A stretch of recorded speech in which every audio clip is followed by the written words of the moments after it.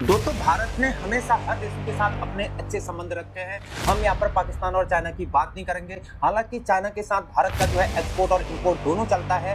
Even यहाँ पर जो है चाइना की जो कंपनीज है वो भारत में अपना वर्क भी कर रही हैं। शायद ही भारत सरकार कभी चाइना के साथ अपने एक्सपोर्ट और इंपोर्ट ट्रेड वर्क को रोकना चाहेगी।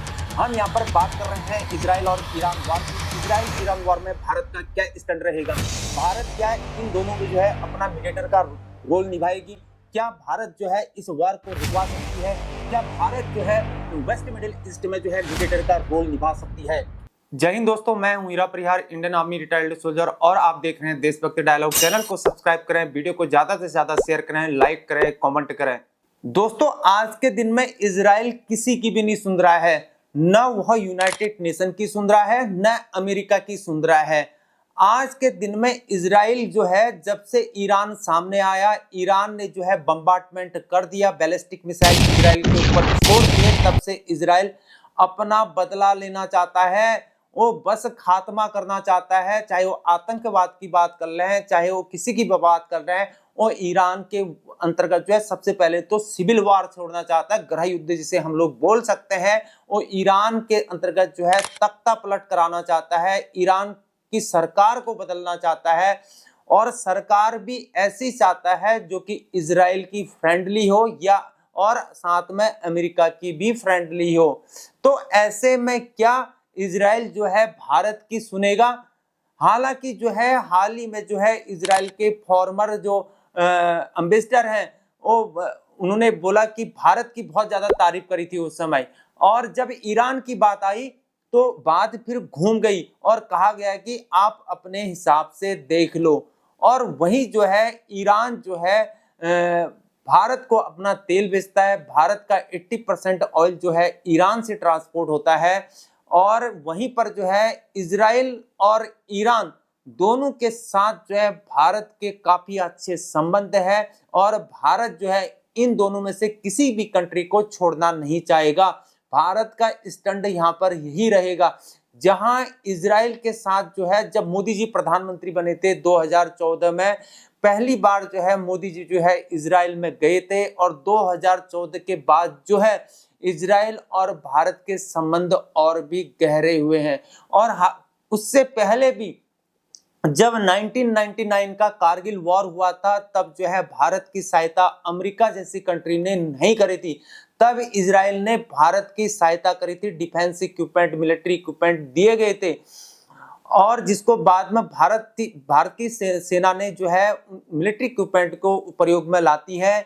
तो और उसके बाद जो है वहीं पर जो है ईरान के साथ जो है भारत के भी अच्छे संबंध है। अगर ईरान के साथ जो है भारत का ऑयल ट्रेड चलता है, ईरान अपना तेल जो है भारत को बेचता है, भारत 80% ऑयल ईरान से खरीदता है, और ईरान के साथ भारत के कल्चरल एक्टिविटीज जो होती हैं, वो संस्कृति भी जो है मिलती जुलती है। और जो ईरान के साथ जो है भारत का जो है प्रोजेक्ट भी चल रहा है, INST जो कॉरिडोर है, वो प्रोजेक्ट वो भी चल रहा है। International north south transport corridor जो है वो भी चल रहा है, जो मुंबई से लेकर, ईरान से लेकर होते हुए, अस्त्राखान से होते हुए, वहाँ सेंट पीटरबर्ग जो है, वहाँ पर सेंट पीटरबर्ग से होते हुए मॉस्को, सेंट पीटरबर्ग से जो है उसके बाद ब्रांचेस खुल जाएंगी जो नॉर्दर्न यूरोप में, जैसे कि फिनलैंड हो गया, डेनमार्क हो गया, इस वाली कंट्रीज को हो गया। फिर उसके बाद जो है वेस्टर्न यूरोप को हो गया, या नॉर्दर्न यूरोप को हो गया, ईस्टर्न यूरोप को हो गया। यूक्रेन वार जहाँ पर चल रहा है रशिया के साथ, वहां तक जो है वहां तक जो ये लिंक जो है वहां पर तक खुलेगा। ये प्रोजेक्ट जो है ईरान के साथ जो है यहाँ पर चल रहा है। दोस्तों, जो भारत का INST प्रोजेक्ट चल रहा है वो अभी जो है एक्टिव है, और जो दूसरा है IMEC है, Indian middle east Europe economic corridor जो है, वो जो होना है उसको भी जो है मुंबई से ही होना है। इसको लेकर भारत बहुत ज्यादा उत्साहित है।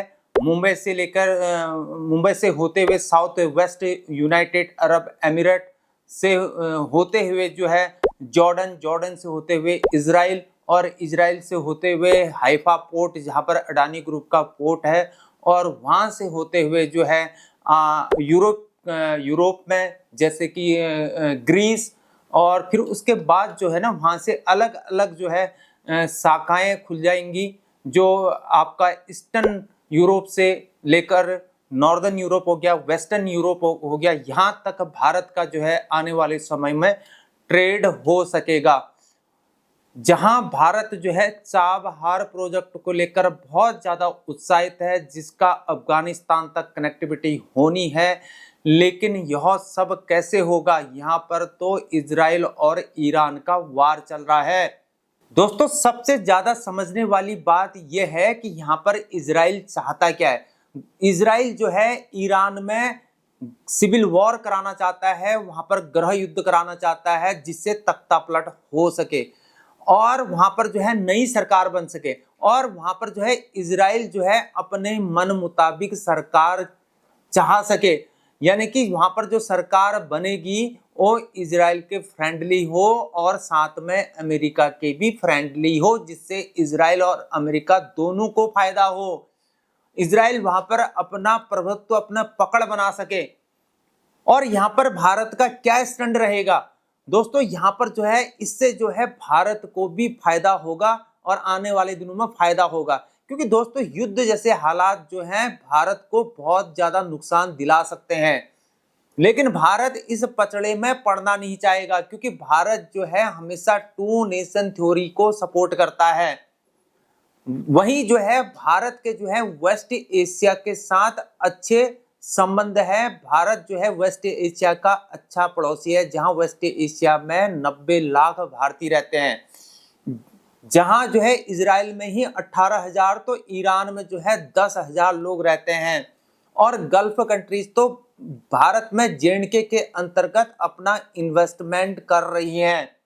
आखिर इजराइल और ईरान के वॉर के कारण जो है भारत पर इसका क्या प्रभाव पड़ेगा? जहां भारत ने जो है बाहर अपने कई प्रोजेक्ट चला रखे हैं, जिसमें भारत ने अपने अरबों रुपए खर्च किए हुए हैं, अरबों रुपए लगा रखे हैं, वहीं जो है यहाँ पर जो है वार के कारण जो है शेयर मार्केट में आजकल उथल पुथल मची है, शेयर गिरे हुए हैं, क्योंकि ऑयल मार्केट में डिमांड और सप्लाई में इफेक्ट पड़ा हुआ है।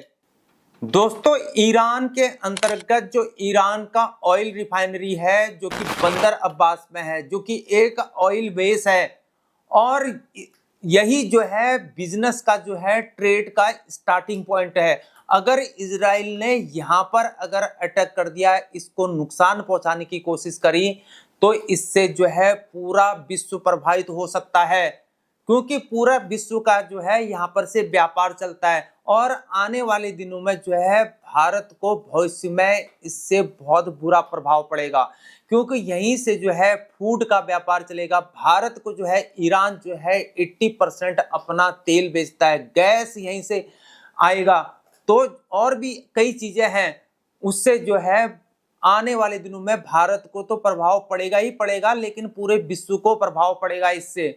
जहां इजराइल जो है आज के दिन में किसी की नहीं मान रहा है, वो किसी की नहीं सुन रहा है, न यूएन की सुन रहा है, न अमेरिका की सुन रहा है, बस इजराइल अपने धुन में चल रहा है।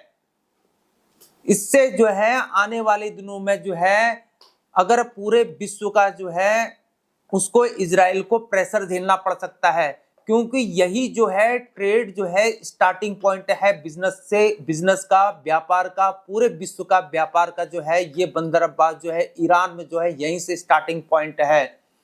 इसलिए जो है इजराइल को वॉर से पीछे हटना पड़ सकता है, क्योंकि जब पूरे विश्व का जो है प्रेशर आएगा, जैसे कि कौन कौन सी कंट्री होगी, जैसे श्रीलंका हो गया, वहां से थाईलैंड हो गया, जापान हो गया, तो इन जैसी कंट्रियों से और भी कई कंट्रीज हैं जिससे इजराइल को वॉर से पीछे हटना पड़ सकता है, क्योंकि इनको बार बार जो है इजराइल को ये कंट्री जो है प्रेशर डालेंगी, भैया हमको जो है नुकसान हो रहा है, आपके वॉर की वजह से हमको नुकसान हो रहा है, हमारे देश में इससे लाले पड़ रहे हैं, हमारा बिजनेस ठप हो रहा है, हमारा व्यापार ठप हो रहा है, हमारा जो है एक्सपोर्ट इंपोर्ट में फर्क पड़ रहा है। तो ये सारी कई चीजें जियोपॉलिटिकल इशू होने से जो है इजराइल को जब प्रेशर पड़ेगा तो इस वॉर से इजराइल को पीछे हटना पड़ सकता है।